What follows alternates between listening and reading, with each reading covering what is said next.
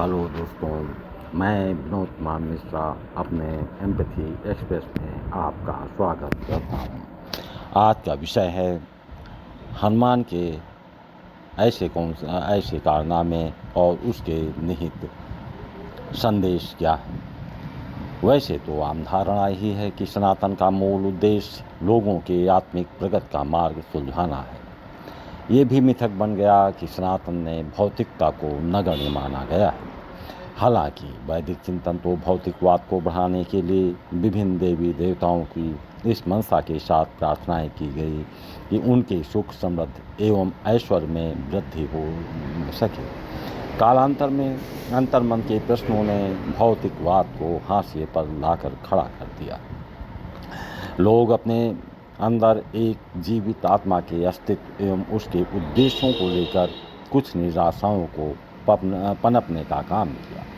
वे स्वयं की पहचान के लिए उनमें से बहुतेरे सन्यासी बन गए, ऋषि बन गए, घर बार छोड़कर तपस्या में लीन हो गए। भौतिकवाद का विचारधारा हाशिए पर चला गया। ये सब उपनिषद काल में घटित हुआ। जहाँ वेदों का सनातन पुरुषार्थ पर जोर दे रहा था, वहीं उपनिषद काल आर्थिक पहलू की दृष्टि से निराशाओं से भरा हुआ काल था। ऐसे में आर्थिक समृद्धि कुछ गिने चुने लोगों तक सीमित रह गए। कालांतर में यही विचारधारा शोषण करने का रास्ता बंद दी गई। अब ऐसे में हुआ क्या? जो लोग अपनी आत्मा की खोज के लिए आरण्यों में गए, उन्होंने अपनी अनुभूतियों को बताया। भौतिक वस्तुओं को क्या, ये सब माया है, माया है तो ऐश्वर्य भी है, सुख सुविधाएं हैं, ये सब आपको भरमाती हैं। ऐसे में भौतिकवाद से दूरी बनाए रखने की प्रेरणाएं मिली। परिणाम स्वरूप जो भी उनका शोषण करने वाले थे, उनके प्रति कोई विरोध के स्वर नहीं जागे। लेकिन सनातन तो बहती हुई सरता है। वो सूक्ष्म से सूक्ष्म, विस्तीर्ण से विस्तीर्ण मूल्यों पर ध्यान देते हुए उपयोगी मूल्यों को सनातन में अंगीकार करने की परंपरा चली आ रही है। रामायण काल आते आते ये पाया गया कि मनुष्य भौतिक प्राणी है। आध्यात्मिक चेतना जागृत करने के लिए उसे भौतिकता से पृथक नहीं किया जा सकता है। जिनके नियंत्रण में संपूर्ण समाज है, उनके ये उत्तरदायित्व हैं कि अकेले ही भौतिक संसाधनों का उपयोग न करते हुए सभी नागरिकों को ऐसे अवसर प्रदान किए जाएं, जिसके चलते दूसरे लोग भी अपनी आवश्यकताओं की पूर्ति कर सकें। स्वाभाविक है कि भौतिक आवश्यकताओं की पूर्ति की चिंता में डूबा हुआ व्यक्ति किसी आत्मिक यात्रा का प्रारंभ नहीं कर सकता है। स्थूल देह में ऊर्जाओं के बने रहने का मुख्य कारण भौतिकता है। ऐसे में उनके हकों को दिलाने के लिए रामायण में हनुमान का एक विराट अस्तित्व वाले देवता उभर कर सामने आए। उनका पहला प्रयास था कि लोगों की ऊर्जाओं के सारे संसाधन किसी एक व्यक्ति और उसके समूहों तक सीमित कर नहीं रहने चाहिए। उसका वितरण ही एकमात्र उपाय है। लेकिन जिस समूह ने उन संसाधनों को संचित कर लिया है, वो केवल मानवीय दृष्टिकोण से उन संसाधनों का वितरण तो नहीं करेगा। ऐसे में आवश्यकता पड़ने पर उन संचयकर्ताओं के ऊपर प्रबल संघर्ष एवं उनके स्वरूप को तब तक खंडित करते रहना चाहिए जब तक उसे यह एहसास न हो जाए कि गिनती के लोगों में वे संसाधन रहने पर दुनिया का संचालन नहीं हो सकता है। ऐसा करने के लिए शक्ति, साहस, वृद्धि की आवश्यकता होती है। ऐसे में पार पाने के लिए विराट से विराट और सूक्ष्म से सूक्ष्म तत्वों को एकत्रित करना पड़ता है। कारण है कि सभी के हिस्से के संसाधन संचित करने वाला उसको सुरक्षित बनाए रखने के लिए गहनतम प्रयास किए होंगे। उसकी सुरक्षा के लिए शक्तिशाली प्रहरी लगाए होंगे। उसी मंतव्य के साथ हनुमान के जन्म के साथ ये कथानक चला आ रहा है कि वो सूर्य को देखकर अपनी माँ से प्रश्न करते हैं कि वो क्या है। माँ उत्तर देती है, वो एक फल है, उसके सेवन से परम बल प्राप्त होगा। इतना सुनते ही हनुमान सूर्य को ग्रहण करने के लिए चल पड़े। उनको आता हुआ देखकर इंद्र ने हनुमान के ऊपर वज्र से प्रहार कर दिया। बाल समय रविभक्ष लियो, तब तीन लोक भयो अंधियारो। स्वाभाविक है कि यह सामान्य कथानक नहीं है। क्योंकि सूर्य तो पृथ्वी से भी कई गुना बृहद है। हनुमान में भी बृहदाकार होने की अनंत क्षमताएं थी, परंतु प्रश्न उठता है कि हनुमान के इस व्यक्तित्व को प्रकाश में लाने का उद्देश्य क्या रहा होगा। इंद्र द्वारा ब्रज से प्रहार करने की घटना के पीछे का कौन सा तथ्य छिपा हुआ था, जिसके चलते मानव जात का कल्याण हो सकता है। जहाँ तक इंद्र का सवाल है, इंद्र क्या थे? देवताओं के राजा।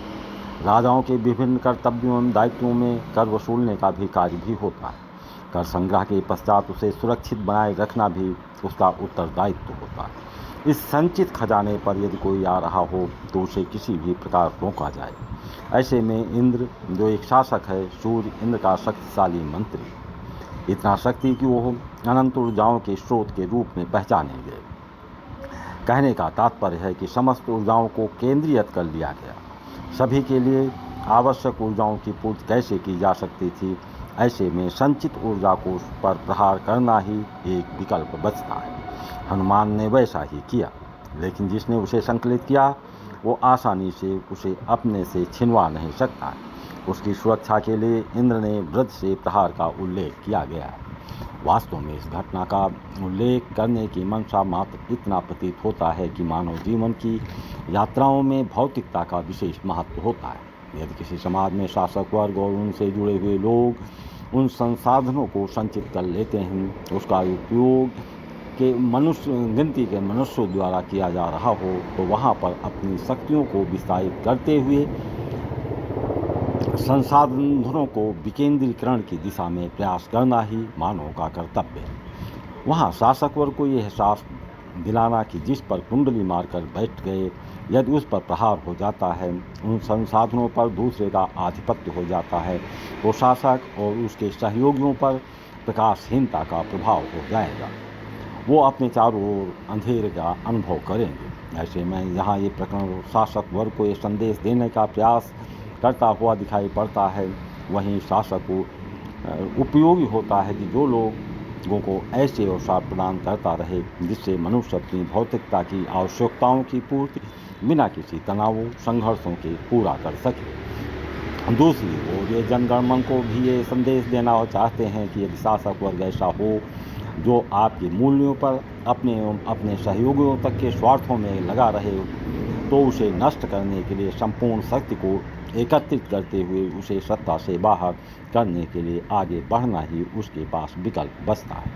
अब चलते हैं कि हनुमान के अन्य कार्य आम नागरिकों को क्या संदेश देना चाहते हैं। वैसे तो हनुमान के विनम्र स्वरूप, भक्ति के स्वरूप के दर्शन तो सभी जगह दर्शाए गए हैं, परंतु हम कुछ घटनाओं पर विचार करते हैं।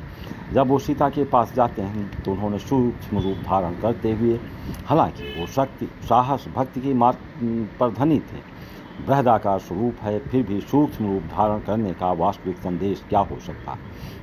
आप में से बहुतेरे ने अपने आसपास के वातावरणों में, कार्यक्षेत्रों में पाया होगा कि वहाँ आपकी जो भी स्थिति है, किसी की स्थिति आपसे निम्नतर हो सकती है, किसी की उच्चतर हो सकती है। वहाँ होता क्या है कि जिसकी स्थिति आपसे निम्नतर होती है उसके ऊपर आप अपना प्रभाव बनाने का प्रयास करते हैं। जो आपसे अधिक प्रभावशाली है वो आप पर प्रभाव जमाने का प्रयास करते हैं। ऐसे में हनुमान ने यह संदेश देने का प्रयास किया गया है कि सामर्थ्यवान होने पर भी उसका प्रदर्शन न किया जाए। जहाँ तक रामायण में काल का सवाल है, वहाँ हनुमान ऐसे देवता के रूप में उभर कर सामने आए हैं जहाँ पर समाज को संघर्ष करने के नए नए उपायों को बताया गया है। शोषक के समूल नष्ट करने के उपाय सुझाए गए, वो भी ये सब कथानकों के माध्यम से नहीं बल्कि उनके कर्ता के रूप में दर्शाया गया है। जीवन में समर्पण का मूल्य बताया तो भक्ति की शक्ति को महिमा मंडित किया गया। अप्रत्यक्ष रूप से आतपजाई को, समूल को नष्ट करने, शक्ति संचय के आधार को बताया गया है। हनुमान के एकादश मुखी रूप के संदेश का थोड़ा सा विश्लेषण करना चाहूँगा। एकादश मुखी हनुमान के कार्यों का विश्लेषण करें तो आप पाएंगे कि मानव समुदाय में परस्पर सहयोग पर बल देते हुए भेदभावों को भुलाकर किसी भी अवांछित सत्ता को कैसे समाप्त किया जा सकता है। ये रूप हनुमान द्वारा चैत्र मास की पूर्णिमा तिथि को धारण किया गया था। इस रूप को धारण करने के पीछे कथानक ये है कि एक राक्षस कालकर मुख नामक राक्षस था। उसने ब्रह्म से तपस्या करके वर मांगा कि उसे अमरता का वरदान दीजिए। ब्रह्मदेव ने इस पर असहमति बताई। परंतु कालकर मुख चालबाज था। उसने चालाकी से वर मांगा कि उसका वध वही करे जो उसके जन्मतिथि में 11 मुख धारण करने की क्षमता हो, वध उसी के हाथों से हो सके। कालकर मुख ने चालबाजी का दांव चला, क्योंकि उसके ही जन्मदिन में 11 मुख धारण करने की क्षमताएं तो किसी की होती नहीं है। अब कार मुख को लगा कि उसकी चालाकी सफल हो गई। अब उसने क्या किया, चारों ओर अत्याचार ही अत्याचार किए। देवतागण भागे भागे विष्णु के पास गए। विष्णु ने कहा कि तुम राम के पास जाओ, राम के रूप में मैं ही वहाँ विद्यमान हूँ। जब देवतागण राम के पास गए, राम ने ये कार्य हनुमान के ऊपर छोड़ दिया।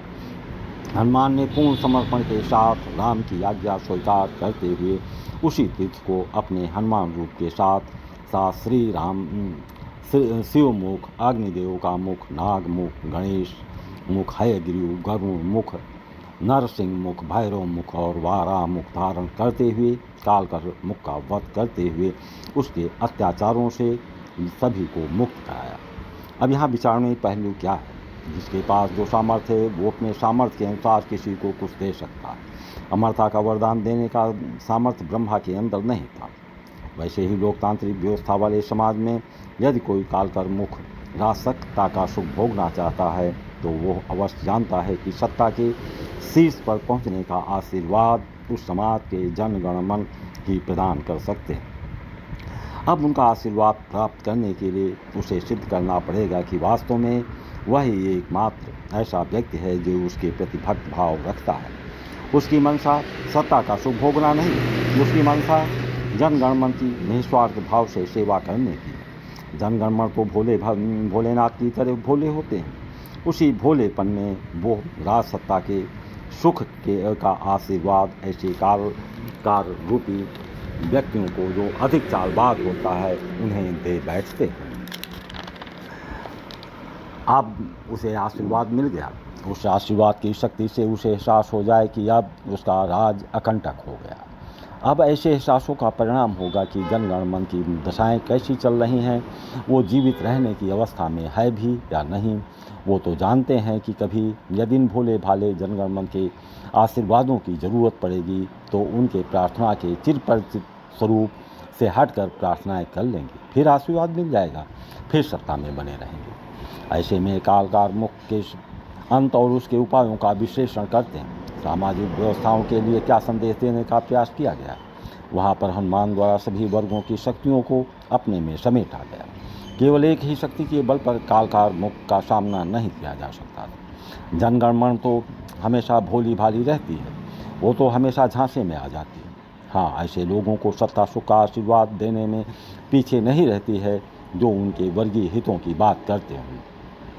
समाज तो विभिन्न वर्गों में बटा रहता है, लेकिन उसे बटी हुई शक्तियों को एकत्रित करने का संदेश दिया गया। ऐसे में यदि कोई ऐसा आ गया जिसने आपको झांसा देकर सत्ता का आशीर्वाद प्राप्त कर लिया है, वो आपको ही पीड़ित करने लगेगा। आपके हितों के नाम पर स्वयं और अपने चहेतों को शक्तिशाली बनाने का प्रयास करेगा। उसके अत्याचारों से सभी जगह त्राहिमाम की गूंज सुनाई पड़ेगी।